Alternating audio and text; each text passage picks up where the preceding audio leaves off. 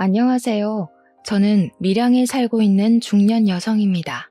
2년 전 안타까운 사고를 겪고 아직도 그때의 공포와 후유증에서 벗어나지 못하고 있기도 하죠.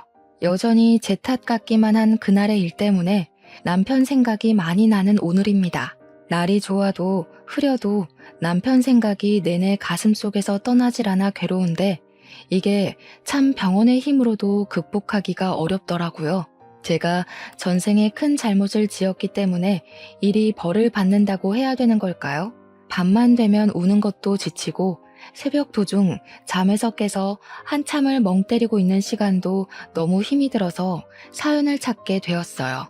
그래도 이곳에는 저만큼이나 힘든 경험을 한 사람들이 수두룩하더라고요. 다들 위로받아 가시길래 저도 한번 글을 남겨봅니다. 저는 저랑 남편 그리고 아들까지 해서 셋이서 살고 있었어요. 그리 유복한 집이 아니었지만 유복한 집 못지않게 아주 행복하게 살았습니다. 특히 제 남편은 남편으로서 또는 아빠로서 늘 진심을 다하는 사람이었어요.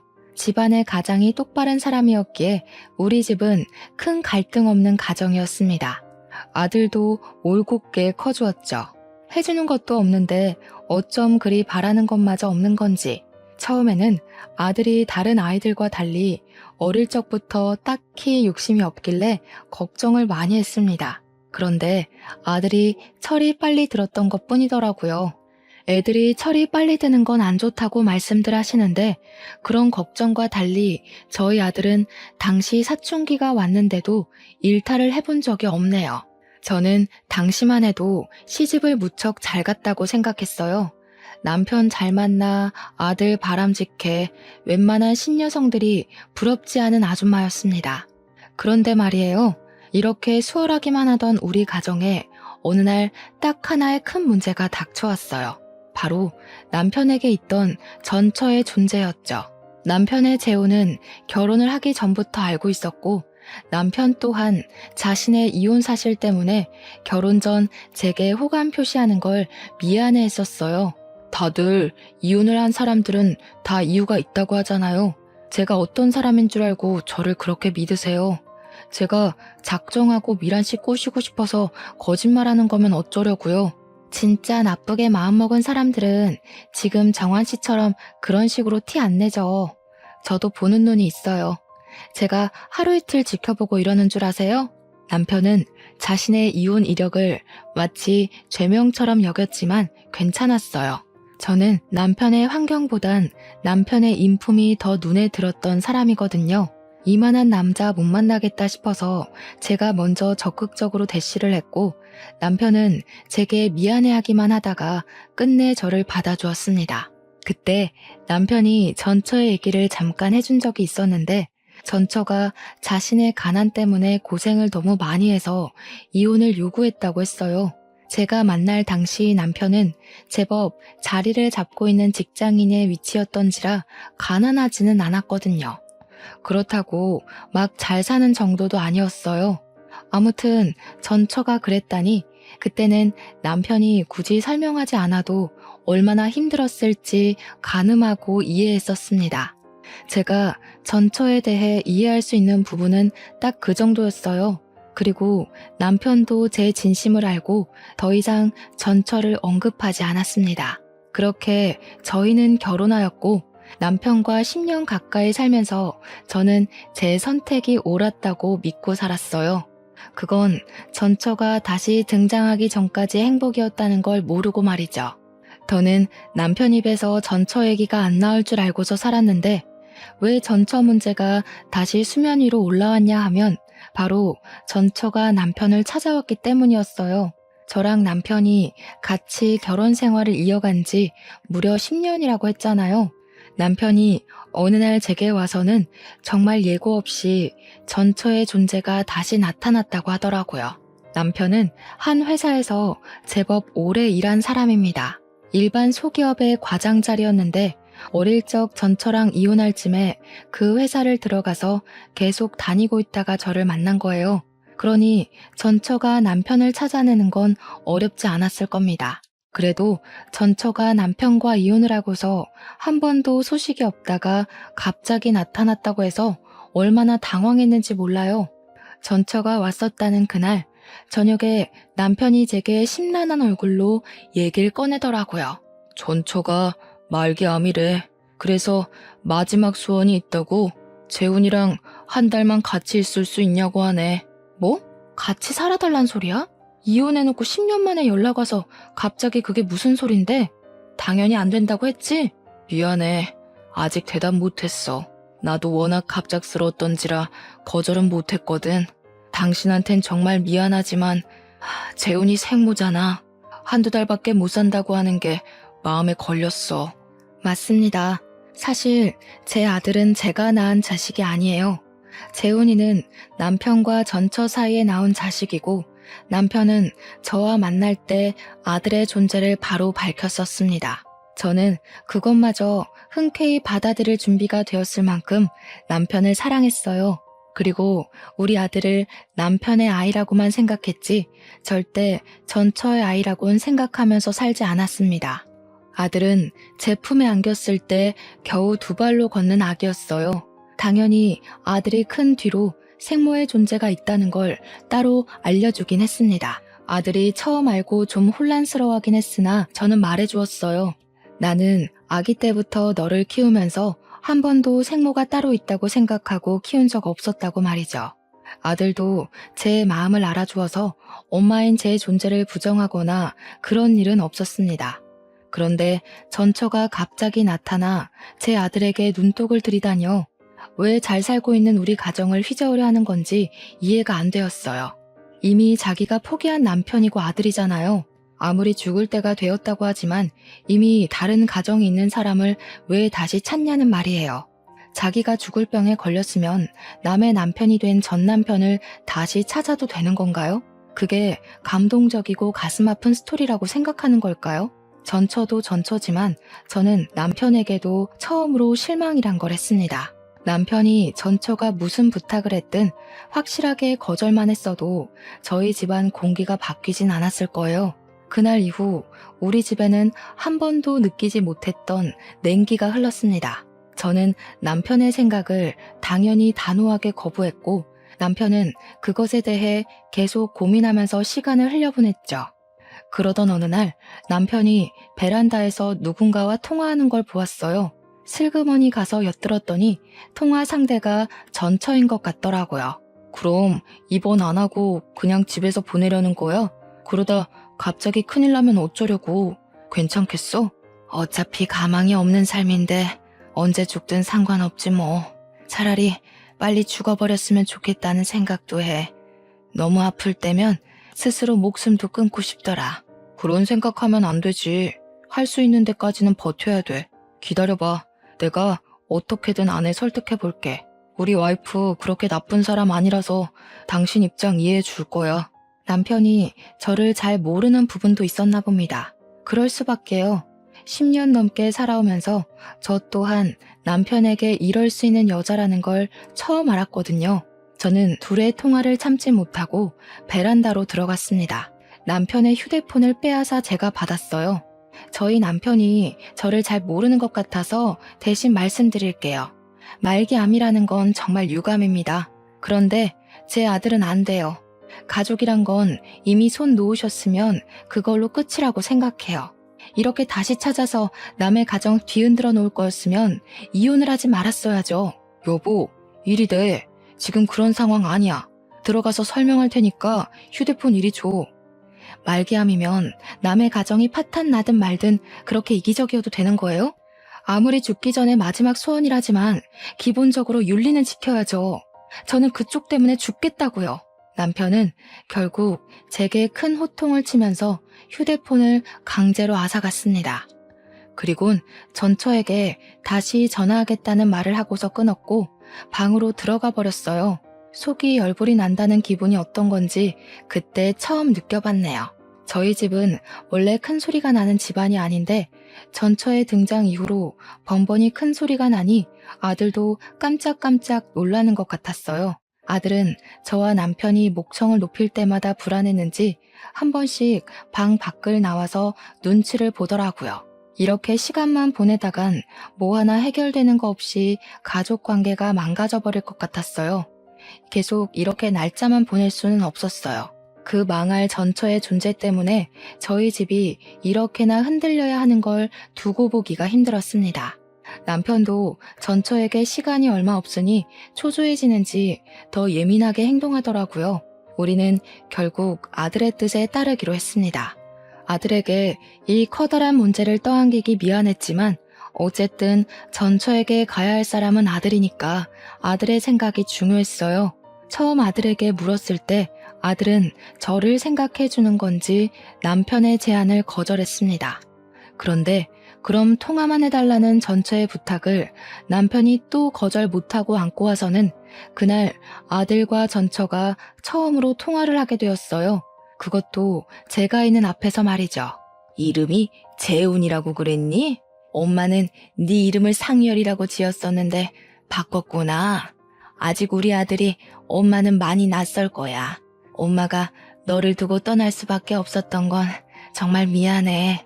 아들 입장에선 엄마를 용서할 수 없겠지만 그래도 기회 한번 주면 안 되겠니? 엄마가 다른 건 안 바라고 죽기 전에 아들 얼굴 한 번만 보고 싶어서 그래. 착한 우리 아들은 생모의 절절한 부탁에 결국 마음이 약해서 거절을 하지 못했고 우리와 상의 없이 이미 전처에게 알겠다고 약속을 해버렸더군요. 생모는 남편처럼 재혼도 안 하고 혼자 계속 살았고 변변한 직장도 없이 기초 수급자로 계속 지내온 듯 했습니다. 저희 아들에게 그런 점을 더 어필했어요. 다른 건 모르겠고 자꾸 제 아들에게 엄마 거리는 게 무척 거슬리더군요. 그래서 또 한 번 휴대폰을 빼앗아 전처에게 따지고 싶었지만 아들의 선택이니 참을 수밖에 없었습니다. 아들은 통화를 끊고 나서 제게 미안하다고 눈물을 보였어요. 가슴이 아팠습니다. 이게 어디 아들 잘못인가요? 전처에게 정을 떼지 못하고 있었던 남편의 어리석은 판단 때문이지. 결국 저는 저 나름대로 속이 미어 터졌지만 우리 아들을 전처 품에 한 달 동안 보내주기로 결정을 내렸습니다. 남편이 아들을 싣고 전처에게 데려다 주려는 첫날 제가 얼마나 많이 울었는지 모릅니다. 마치 남편과 아들을 빼앗기는 기분을 느꼈거든요. 그렇게 아들 없이 한 달을 살아야 했던 기간 동안에 제 세상은 거의 구천이나 다름없었어요. 하루가 1년처럼 길기만 했습니다. 제가 시름시름 앓으며 점차 기운을 잃어가니 남편이 제 걱정이 되긴 했나 보더라고요. 매일 아들을 찾아가서는 저한테 아들 사진 보여주고 잘 있다고 계속 안심시켜 주었습니다. 남편은 일부러 저를 위해 전처가 걸려있는 사진은 보여주지 않으려고 했었어요. 하지만 제 머리엔 남편과 전처와 아들이 함께 있는 모습이 자꾸 그려졌고 분명 다 내 가족들인데 제가 마치 불청객이 된 것 같은 느낌을 계속 받았습니다. 그래서 그때마다 제 목소리는 자꾸 뾰족하게 흘러나갔죠. 어쩌라고? 나한테 자랑하는 거야? 지금 당신이랑 아들이 누구를 더 원하는지 그걸 보여주고 싶은 거야? 그런 게 아니잖아. 재훈이는 계속 너 보고 싶다고 해. 우리가 아무리 전처 사정 봐주고 있다고 하지만 내 아내는 너고 재훈이 엄마도 너야. 네가 안 불안해했으면 좋겠기에 나도 최대한 노력하고 있는 건데 왜 몰라줘. 솔직히 힘들잖아. 나는 아직도 말이 안 된다고 생각해. 어느 집 사람이 전처 죽을 때 됐다고 남편 갖다 바치고 아들 갖다 바치고 하겠어. 남편은 저 위로되라고 노력하는 거겠지만 남편이 노력하면 할수록 저는 더더욱 남편의 재혼녀밖에 안 된다는 인식만 커갔어요. 밤새 몰래 우는 것도 지쳐가며 보낸 시간이 어느덧 한 달째가 되던 날, 그 하루 전날이었습니다. 남편은 어김없이 아들에게 방문을 했고 그날은 작별하기 하루 전이라 전처랑 마지막 저녁 식사를 같이 해주기로 했다네요. 전처도 더 이상 아들 안 찾겠대. 내일 입원한다고 하더라고. 병원에 데려다 주기로 했어. 그동안 내 사정 이해해줘서 고마워. 내가 앞으로 당신한테 더 잘할게. 전처가 다른 말 해도 이젠 더 이상 안 봐줘. 무조건 내 아들 데리고 오는 거야? 그리고 그 여자가 어떻게 눈을 감든 그것도 당신이 신경 안 썼으면 좋겠어. 당연하지. 전처도 가족 있으니까 마지막 가는 길엔 굳이 나랑 아들이 필요 없어.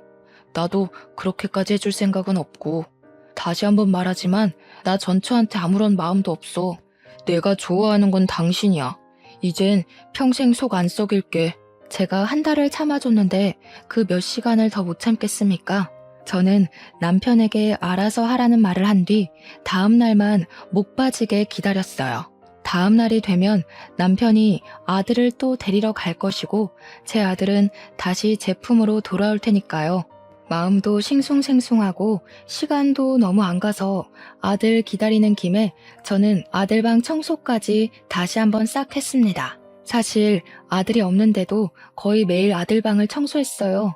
그럼 남편이 아무도 안 쓰는 방인데 피곤하게 뭘 그리 고생하냐고 하더군요. 그럴 때마다 저는 남편이 제 걱정을 해주는 것보다 누구 때문에 내가 이러고 있는데 라는 마음이 더 컸을 뿐입니다.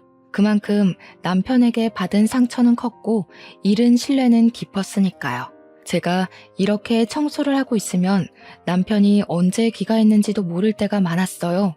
그런데 이번에는 제가 청소를 다 하고 나왔는데도 남편이 도착하질 않는 겁니다. 시계를 보았는데 벌써 11시가 되어 있었어요. 남편은 여태 아무리 늦어도 저녁 9시 전이면 집에 들어왔던 사람입니다.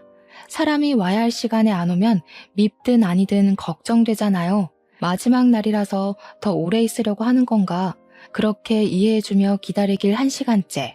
자정이 넘어갈 시간이 되자 결국 전화를 해봐야겠더라고요. 그래서 휴대폰을 들었는데 그 타이밍에 남편한테 전화가 먼저 왔습니다. 근데 받은 사람은 남편이 아닌 아들이었어요.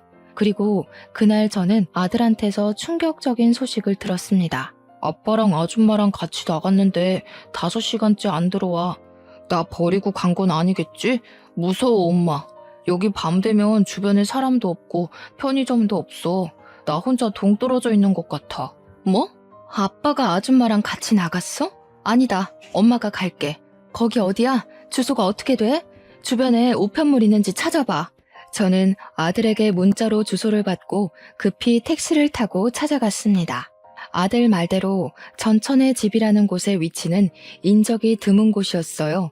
속된 말로 정말 사람 하나 죽어도 몇 년은 모르고 방치시킬 수 있을 만큼이었습니다. 이런 무서운 곳에 우리 아들을 한 달이나 뒀다는 사실은 저를 또 한 번 괴롭게 만들었어요. 저는 당장 아들을 봐야 했습니다. 전처 집 초인종을 누르자 아들이 나왔는데 혼자서 많이 무서웠는지 저를 보자마자 안기더군요. 저는 그런 아들을 다독이면서 집 안으로 들어갔어요. 거실 바닥을 보니까 분명 다 같이 저녁을 먹은 흔적은 남아 있었습니다. 아들한테 다시 한 번 더 남편과 전처의 행방을 물었는데 아들은 그저 전처가 남편한테 따로 할 말 있다고 밖으로 데리고 나간 것밖엔 모른다고 하더군요. 저는 일단 아들을 잠깐 집에 두고서 집 주위를 둘러봤어요. 남편을 부르면서 돌아봤으나 찾을 수가 없었습니다. 남편 폰으로 전처 연락처를 찾아서 전화해도 전처 휴대폰마저 꺼져 있어서 기다리는 것 말고는 할 수 있는 방법이 없었어요. 그렇게 저는 아들과 같이 그곳에서 하루를 지냈습니다. 그럼에도 전처랑 남편은 나타나질 않았고 어쩔 수 없던 저는 일단 아들을 데려간다는 메모만 적은 뒤 그 집을 빠져나왔어요. 그리고 저는 그렇게 남편을 잃게 되었습니다. 며칠째 연락도 없고 돌아오지도 않길래 남편을 실종 신고까지 해야 했네요. 당최 이게 무슨 일인지 어안이 벙벙했어요. 남편이 이렇게 사라진 것이 혹시 그 말기암 전처에게 마음이 흔들렸기 때문일까 그런 생각도 했습니다. 설마 둘이서 외국 병원으로 가버린 건가 싶기도 했고요. 하지만 그 생각들은 전처가 말기암이라는 전제가 있는 한 발생할 확률이 희박한 결론들이었어요. 곧 죽을 사람이 어떻게 도망을 친단 말입니까? 그만한 체력이 안 되잖아요. 그러나 만에 하나 정말로 둘이 다시 눈이 맞아서 달아난 거라면 믿고 싶지 않았지만 자꾸 생각나는 결론이 그런 쪽밖에 없었어요. 저는 그날 이후 밥도 제대로 못 먹었고 매일 아들만 붙잡고서 눈물을 흘렸습니다. 그렇게 한 달이 다 되어가도 남편이 나타나질 않자 저는 그제야 남편이 우릴 버렸다고 인정했어요. 하지만 이해는 안 되었습니다. 제가 아는 남편은 절대 여자 때문에 가정을 버릴 남편이 아니니까요. 어느 정도 시간이 흐른 뒤에는 남편 실종 사정도 제게 무척 중요한 일이지만 그보다 당장 눈앞의 경제 생활이 더 문제가 되었어요. 그래서 저는 일단 심란한 마음을 억누르고 직장을 찾아야 했습니다. 그렇게 그날도 마찬가지로 아르바이트 면접을 보고 돌아오던 날이었어요. 통장에 얼마 있는지 잔액을 확인한다고 잠깐 은행을 들렸는데 그곳에서 뜻밖의 인물을 만나게 되었는데요. 바로 남편의 전처였어요. 창고에 일을 보러 온 것 같더라고요. 옆에는 모르는 남자까지 끼고 있었습니다. 그런데 여기서 제가 혼란스러웠던 건 분명 전처는 말기암이라고 했는데 그날 제가 본 모습은 다 죽어가는 저보다 건강해 보였고 사이좋게 손잡고 있는 아저씨랑도 마주보고 잘만 웃고 있었어요. 누가 저런 사람을 보고 말기암이라고 할까 싶을 정도의 멀쩡한 몸뚱어리였습니다. 이미 남편이 말했던 전처의 시한부 기한은 지난 상태였어요. 남편 말대로라면 전처는 이미 이 세상 사람이 아니어야 했다고요. 그런데 왜 살아있는 거지? 너무 혼란스러우면서도 전처랑 같이 있어야 할 제 남편의 존재가 궁금했습니다. 남편이 전처랑 같이 있다가 사라졌으니 제 눈앞에 나타난 전처처럼 남편도 나타나줘야 하는 거잖아요. 전처를 발견한 순간 저는 심장이 빠르게 뛰면서 순간 눈이 돌아버렸어요. 사람들이 많다는 것도 잊어버리고 전처한테 쫓아가 전처의 멱살을 붙잡았습니다. 뭐야 당신? 네가 왜 살아있어? 내 남편은 어쩌고 당신이 왜 여기 있냐고. 내 남편이랑 같이 있었던 거 아니야? 너랑 같이 있다가 없어졌잖아. 어머, 이 아줌마가 왜 이래? 무슨 소리 하는지 모르겠거든요? 사람 잘못 본 거겠죠. 여기 경찰 좀 불러주세요. 내 남편 어쨌어? 내 남편 어디 가고 왜 딴 남자랑 있는 거야? 둘이 도망친 거 아니었어? 도대체 그날 무슨 일이 있었던 거냐고. 당황한 전처는 자기 딴에 머리 좀 굴리다가 저를 정신 나간 사람 취급하는 걸로 방향을 틀었습니다. 그때 옆에서 전처 애인인지 뭔지 저를 떼어내고 패대기 쳤고 쌍욕을 하면서 전처를 데리고 나가버렸어요. 주변 사람들이 다친 저를 걱정해줬으나 저는 그 손길들 모두 외면한 채 그들 뒤를 황급히 쫓아갔습니다. 하지만 그들이 차를 타고 사라지는 바람에 놓쳐버리게 되었죠. 그런 찝찝한 마음으로 아무것도 하지 못하고서 집에 돌아와야 했습니다. 그런데 아무래도 이상하고 말이 안 돼서 도무지 전처 모습을 지울 수가 없더라고요. 분명 전처는 말기암이라고 남편이 그렇게 말을 했는데 어떻게 저리 버젓이 돌아다닐 수가 있단 말인가요? 말기암이라고 거짓말을 했다면 모를까. 일도 못 알아보고 누워서 이틀은 보낸 저는 결국 갑갑함을 참지 못하고 지난번에 찾아갔던 전처 집을 다시 몰래 찾아갔습니다. 대낮에 찾아갔던지라 집에 사람은 아직 사는 것 같은데 다 외출을 나간 것처럼 보였어요. 언제 돌아올지 몰랐는데도 저는 다시 한 번 더 두 눈으로 확인하고 싶었습니다. 인연이 만약 제 남편과 아들을 상대로 거짓말을 한 게 맞는다면 절대 그냥 넘어가지 않을 생각이었거든요. 그렇게 집 주위에 몇 시간을 은닉하고 있던 저는 집 주위로 숨어들었다가 저녁이 다 돼서야 전처의 모습을 확인할 수 있었습니다. 전처는 어김없이 그때 그 남자와 또 같이 나타났어요. 보아하니 남자랑 이 집에서 같이 동거를 하는 낌새더군요. 전처가 남자의 팔짱을 끼면서 집으로 들어가는데 제가 숨어있는 곳으로 그들이 하는 대화가 들렸어요. 들통나는 건 아니겠지? 아무래도 그 아줌마가 날 본 게 마음에 걸리네. 그 아줌마랑 저번에 통화했을 때 당신도 들어서 알잖아. 목소리만 들어도 얼마나 억측스러워? 보험심사만 통과하면 바로 여기 뜰 거라서 겁낼 필요 없어. 그 아줌마는 그냥 평생 제 남편 실종된 줄 알고 살 거야. 남편 없으면 아무것도 못하는 여자가 무슨 능력으로 알아내겠어? 우리는 그냥 입 다물고 호의호식하며 살면 돼. 저들이 무슨 대화를 하는 건지 구체적으로는 모르겠지만 일단 우리 남편한테 무슨 짓을 한 건 분명하단 확신이 들었어요. 남편이 실종된 걸로 알게 만들었다는 건 자기네들이 남편에게 무슨 짓을 했다는 거 아니겠습니까? 저는 울음을 참으면서 그들을 동영상으로 촬영했고 그날 바로 경찰서로 달려갔습니다. 얼마나 다리가 후들거렸는지 몰라요. 경찰서에 가서도 어디서부터 어떻게 말을 시작해야 할지 몰라서 그저 생각나는 대로 중구난방 얘기를 꺼냈어요. 제 남편이 실종 신고된 사람인데 이 사람들이 아무래도 무슨 짓 한 것 같다고 동영상을 보여줬고 여자가 내 남편의 전처라는 사실과 내 남편이 이 여자랑 있다가 실종된 거라고도 모두 얘기를 해주었습니다. 무엇보다 이 여자가 말기암이라고 했는데 멀쩡하게 돌아다니는 것 또한 빠짐없이 전달했죠. 경찰은 처음엔 제 얘기를 별일 아닌 실종 사건이라 생각하는 듯 했죠. 그럼에도 민중의 지팡이이기 때문에 제가 뭐라고 하는지 경청은 하고 있었고 갈수록 상세해지는 제 진술을 곰곰이 생각하는 태도까지 보여주었습니다. 경찰 또한 뭔가 수상하긴 하다는 걸 느낀 것 같았어요. 특히 제가 보여준 동영상에서 전처랑 남자가 하는 대화를 듣고서 심각한 표정을 지었거든요. 다행히 경찰은 제 증거를 토대로 수사를 시작해 주었어요. 경찰에게 연락이 올 때까지 저는 아들에게조차 신경을 쓸 수가 없었습니다. 그저 제발 제 남편이 어딘가에서 무사히 살아있어만 주길 바라고 기도하기만 했어요. 그리고 며칠 뒤 제겐 또 하나의 충격 소식이 들려왔습니다. 전처 때문에 제 머릿속이 폭풍처럼 휘몰아치던 중 5일 뒤에 경찰한테 전화가 왔는데요. 경찰이 제 남편 이름을 묻더니 배우자 되는 사람이 맞냐고 묻더라고요. 남편을 찾은 것 같은 뉘앙스에 기뻐서 저는 곧장 그렇다고 대답을 했고 남편 신고도 부인인 내가 했다고까지 말했습니다. 그러자 경찰이 곧바로 목소리를 가라앉혔는데 느닷없이 제 남편이 이미 사망을 했다고 하는 겁니다. 그 순간 저는 심장이 멎는 줄 알았어요.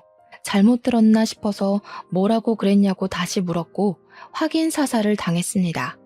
이것만으로도 충분히 믿을 수 없는 충격을 받았는데 그 뒤 경찰이 다시 있는 말은 저를 주저앉게 만들었어요. 남편분이 김정환 씨잖아요. 그런데 윤민호 씨 성함으로 사망 신고가 됐어요. 그러니까 시신은 김정환 씨가 맞는데 신고 정보는 전부 윤민호 씨라는 거죠. 네? 도대체 무슨 말을 하시는 거예요? 아이고 세상에, 무슨 그런 소리가 다 있대? 다시 한번 설명해 주시겠어요? 그래서 우리 남편이 죽었다는 거예요? 다른 사람이 죽었다는 거예요? 워낙 정신없는 상태로 전화를 받아서 그런지 경찰 말을 바로 이해하지 못했습니다. 제 남편이 사망을 한 건 맞는데 우리 남편 사망 처리가 남편의 신원이 아닌 다른 사람의 신원으로 등록이 되어 있다고 하더라고요. 그러면서 경찰이 다시 한번 윤민호라는 이름을 말을 해줬어요. 하지만 아무리 머리를 굴려봐도 그 이름은 생전 처음 듣는 이름이었고 우리 남편 아는 사람 중에서도 그런 이름은 들어본 적이 없었어요. 제가 전혀 모르는 기색을 표하자 경찰은 다른 이름을 하나 더 말해주면서 혹시 이건 아는 이름이냐고 물었는데요. 그때 돋은 소름이 아직도 기억이 납니다. 경찰은 제게 전처 이름을 언급했고 저는 흥분해서 그 사람이 바로 남편의 전처라고 얘기를 했어요.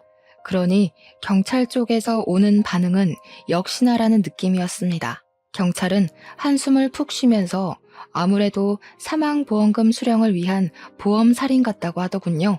전처가 분명 말기암 환자라고 했는데 전처 앞으로 된 진단명 같은 건 전혀 조회되지 않았다고 하면서 말이죠.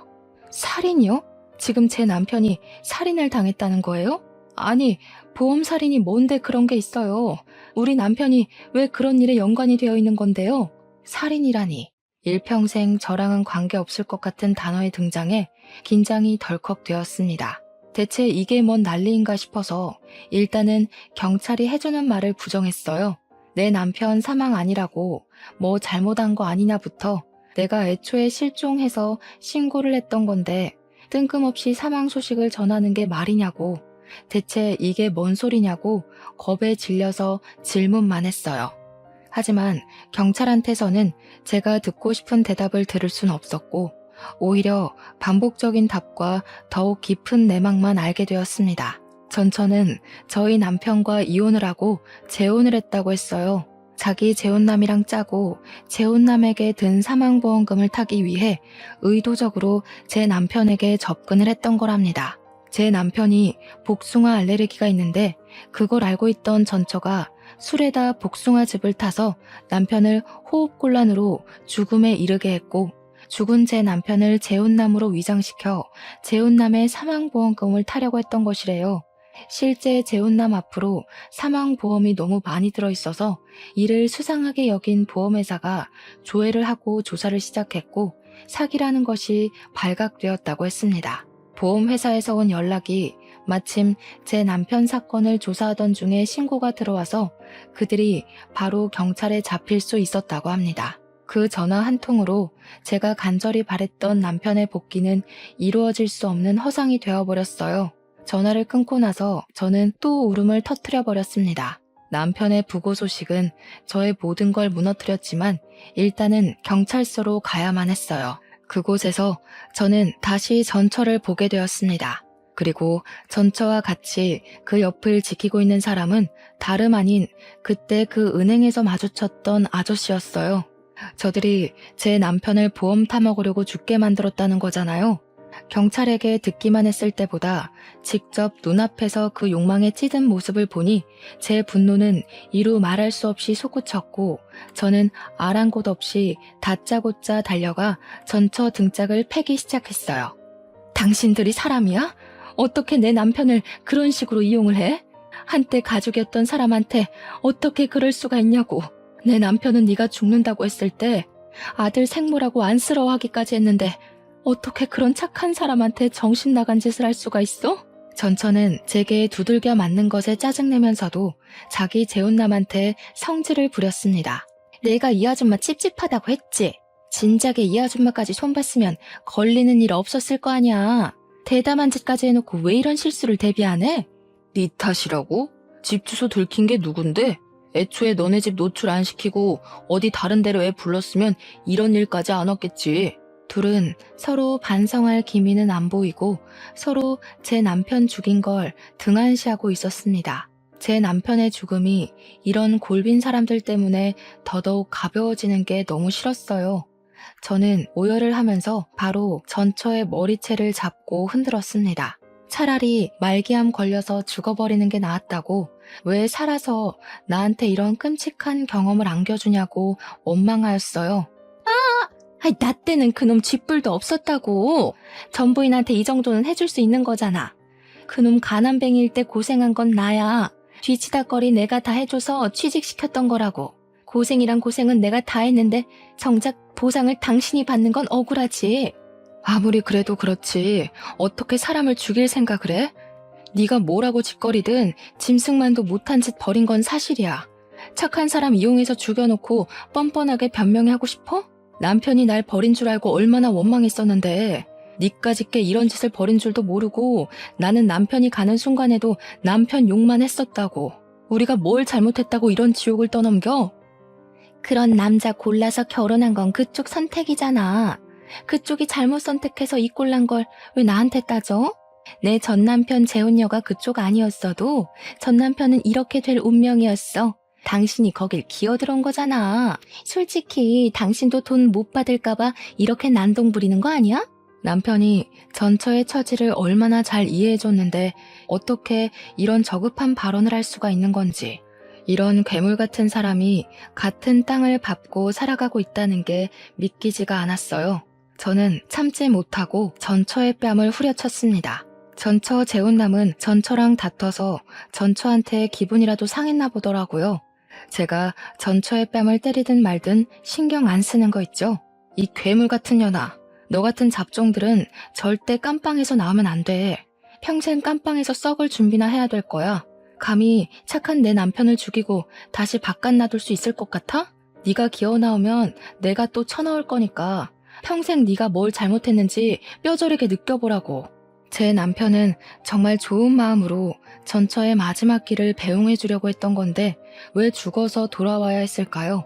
생각할수록 너무 화가 났고 전처랑 재혼남에게서 반성의 기미가 안 보여 더 괴로웠습니다. 고작 돈 때문에 제 남편을 죽게 만든 전처를 용서할 수 없었던 저는 제 선에서 가능한 재산을 털어 유능한 변호사를 선임했고 저 둘이 최대한 많은 형량을 받을 수 있도록 물심양면 알아봤어요. 남편의 마지막 가는 길 배웅도 못 해줬는데 남편의 억울함이라도 풀어주고 싶었거든요. 저는 이걸 저만 알도록 그대로 묻히지 않고 남편 잃은 억울함을 각종 뉴스에 제보했습니다. 보험 사기와 관련해 인터뷰까지 자처해서 진행했어요.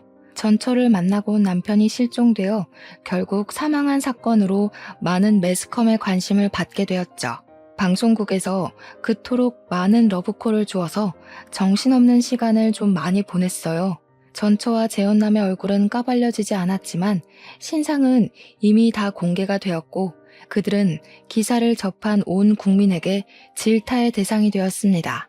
그렇게 산만한 시간을 보낸 뒤 저는 제 남편의 사망 신고도 남편 이름으로 다시 정정 신고를 했어요. 다른 사람 이름이 적힌 유골함도 남편의 이름을 찾아주어 제가 아는 납골 땅으로 이적해 안치해 두었습니다. 우리 불쌍한 남편, 가족들이랑 인사도 못하고 제 명이 아닌 시기에 운명을 달리하여 얼마나 한이 맺혀 있겠습니까? 장례식도 제 손으로 치러주지 못했는데 어떻게 착하게만 살았던 사람에게 이리도 불행하게 생을 마감시키는 건지 하늘이 원망스러웠어요. 이렇게 제게서 남편을 앗아간 그 썩을 놈들을 고소했는데도 제 마음은 구멍이 뚫린 것 마냥 허하기만 했습니다. 아무래도 제가 뭘 하든 남편은 영영 돌아올 수 없는 곳으로 가버렸다는 사실을 받아들이기 싫었기 때문이겠죠. 이런 제 사정을 알아주신 건지 보도를 탄 이후 저희 동네뿐만 아니라 모르는 사람들까지도 저와 아들의 처지를 알아봐 주셨어요. 우선 동네에서는 아주머니들이 어린 아들이 있는데 제가 밥도 못 먹고 기운도 못 차리니까 그게 걱정이 되었는지 반찬도 많이 챙겨주시고 아들이 좋아할 만한 맛있는 식품도 많이 챙겨주셨고 또 제 아들에게는 용돈을 쥐어주는 분들도 계셨어요. 그땐 아들이 길에만 나가면 하루 5만 원에서 10만 원은 쥐고 귀가를 했었습니다. 뿐만이 아니었어요. 사회에서는 저희에게 더 큰 마음을 보여주었습니다. 가족이 없고 남편이 유일한 보호자였던 제게 보험회사가 연락이 왔는데 남편의 사망보험금 총 2억을 지급해 주더라고요. 그리고 이 사실이 남편의 회사에도 소문이 퍼져서 직원들이 남편을 위해 위로금 3천만 원을 모아주었고 남편의 퇴직금까지 받게 되었습니다. 이 많은 고마운 손길들 덕분에 저랑 아들은 앞으로 살아가는 데에 당장은 무리가 없어졌어요. 남편이 좋은 사람이 맞다는 게 이렇게 또 증명이 되니 감사하면서도 제 마음이 울적하더라고요. 그래도 이 모든 도움들은 남편이 저희에게 남기고 간 마지막 가장의 책임감이 아닌가 싶습니다. 하지만 그런다고 가장을 잃은 무게는 저와 아들에게 평생 지울 수 없는 아픈 상처로 남을 겁니다. 그때로부터 2년이 지났음에도 현재 저는 우울증의 정신과 약까지 복용을 하고 있어요. 아직도 과거의 기억에서 벗어나지 못했고 남편이 제게 처음 전처의 소식을 갖고 온 그날 남편을 더 심하게 뜯어말렸더라면 이런 사고를 막을 수 있지 않았을까 후회를 계속하고 있답니다. 머릿속에 가득 차서 일상생활이 불가능할 정도로요. 근데 그게 우리 아들한테도 영향을 끼쳤나 봅니다. 아들은 한참 친구들이랑 뛰어놀 나이인데도 학교 마치면 늘 바로 귀가를 해서 제 곁에 있어줘요. 저를 억지로 일으키고 맛있는 거 먹고 싶다고 조르고 가끔씩 산책도 데려나가 줍니다. 아빠도 없는데 엄마까지 잃으면 자기는 정말 살 수가 없다고 하는 아들의 말을 들을 때면 저도 잠시 정신이 번쩍 들긴 해요. 제가 차마 아들한테는 아빠가 그렇게 돌아가셨다는 말은 못 해줬고 사고로 눈을 감았다고만 알렸거든요. 그러니 아들이 아빠가 돌아가신 건 제 잘못이 아니라고 더 기운을 북돋아주는 거 있죠. 그런데 아들도 한편으로는 아빠의 죽음이 자기 때문이라고 말할 때가 있는데요. 자신이 생모를 보러 가겠다고 결정하지 않았으면 아빠가 안 죽었을 거라고 생각하더라고요. 어린 나이에 얼마나 가슴 아픈 자책입니까? 저희는 이렇게 서로 번갈아 가면서 자책을 하며 살고 있어요. 무려 2년이나 지난 일인데 말이죠. 가족을 잃어본 사람들은 저희의 입장을 이해해 줄 거라 생각합니다. 그런 나쁜 놈들 때문에 착한 우리 남편이 희생되었는데 그걸 어떻게 잊겠어요? 어떻게 보내주겠습니까? 생각은 깊어지고 그럴수록 후회는 늘어가니 잠을 자기가 힘들어 수면제 없이는 밤을 보낼 수가 없을 지경까지 이르러 버렸네요. 그렇게 많은 사람들이 제 남편의 억울한 죽음을 알아주었는데도 저는 또 이렇게 남편의 죽음을 알리러 사연을 씁니다. 남편이 세상에서 잊히지 않았으면 좋겠고 이렇게 해서라도 한 맺혔을 우리 남편의 마음을 위로해주고 또 위로해주고 싶거든요. 이것만이 제가 남편을 위해서 할 수 있는 최선이지 않을까 싶습니다. 라디오의 목소리가 청취자분들에게 닿는 것처럼 저희 남편에게도 닿았으면 좋겠다는 마음으로 몇 마디 좀 올리고 싶어요. 한 번도 제 꿈에 찾아오지 않은 남편에게 내가 잘못했으니 제발 꿈에만 나타나 달라고 얼굴 한번 보고 제대로 작별 인사하자고 말하고 싶습니다. 남편에게 화를 냈던 모든 순간이 후회가 되지만 제 마음속 뿌리 깊게 박혀있는 후회는 다름 아닌 남편과의 마지막 통화인데요. 남편이 다음날 집에 돌아오면 앞으로 저 아들에게 잘하겠다는 그 말을 서운한 마음에 진심으로 받아주지 못했던 게 괴로울 정도로 마음에 걸려 있어요. 그게 남편과의 마지막인 줄 알았더라면 조금이라도 따뜻한 말 한마디 더 해줄 걸. 왜 내 그릇은 그리도 작아서 남편 가슴에 대못을 박았는지 남편에게 미안하다고 말해주고 싶고 죽을 때까지 당신의 존재를 잊지 않고 마음에 품고 살겠다고 혹시나 만나게 된다면 그렇게 용서를 빌고 싶습니다. 이 모든 삶이 그냥 긴 꿈이거나 누군가의 소설이면 얼마나 좋을까요? 세상에 신이 있다면 제가 죽기 직전 한 번이라도 제게 남편과 작별 인사를 제대로 할 시간을 주겠죠. 그날을 손꼽아 기다리면서 아들과 함께 이 고된 시간을 버티며 살아가도록 하겠습니다. 제 남편 이야기 들어주셔서 감사해요. 들어주신 청취자분들이 계셔서 오늘도 제 남편은 억울함을 해소했을 것 같습니다. 여러분들은 당장의 서운함 때문에 가족들을 등지지 마시고 조금 더 따뜻한 마음으로 보듬어주는 사람이 되시길 바랍니다. 제 사연을 보시고 위로의 한마디 부탁드릴게요. 고맙습니다.